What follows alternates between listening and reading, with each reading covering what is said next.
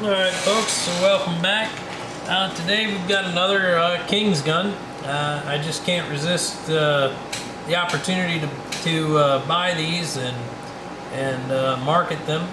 I think they're fascinating guns, and I just love pre-war custom work.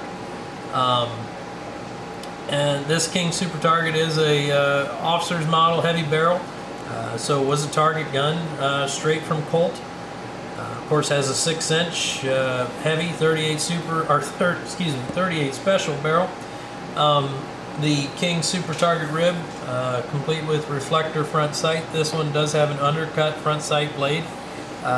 Unique about this one compared to other King Super Target built on these guns that I've owned in the past, this one has a little taller set of sights. The front blade is a little taller and the rear blade is a little taller as well.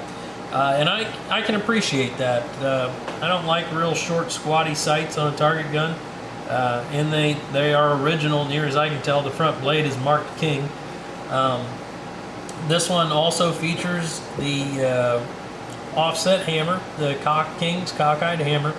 You know, these were forged out flat and widened in one direction or the other, or both directions sometimes, and hand checkered nicely.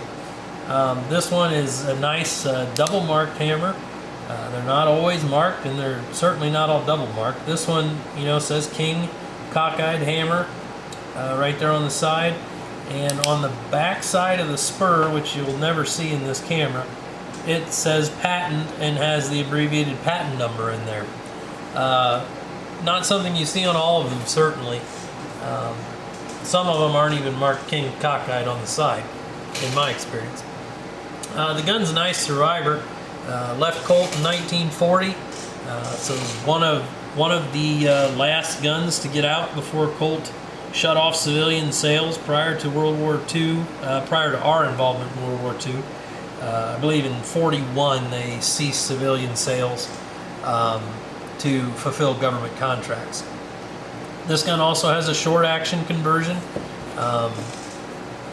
You can see that here in single action. The hammer is about a 1/4 inch shy of all the way back. The original design, that hammer lays pretty much right over this hump of the frame with not a lot of room in between.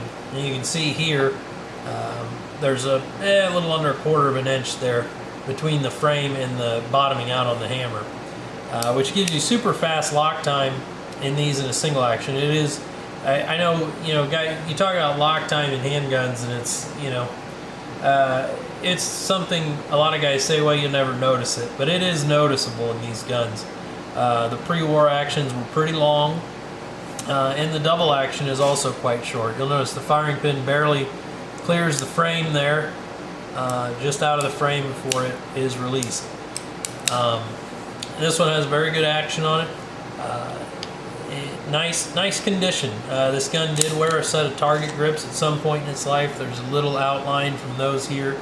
There is a slight ring in the bore about 1 inch in, which is very common on 38 specials of that period.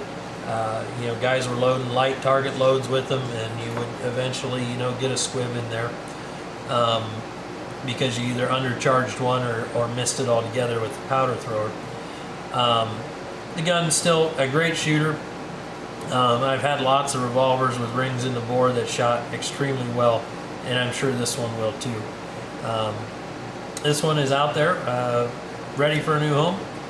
If you guys have any questions, let me know. Always feel free to reach out via our website. If you have any questions you don't want to talk about here on YouTube or Rumble. I appreciate you guys following along. Like and subscribe to the channel, and we'll see you next time.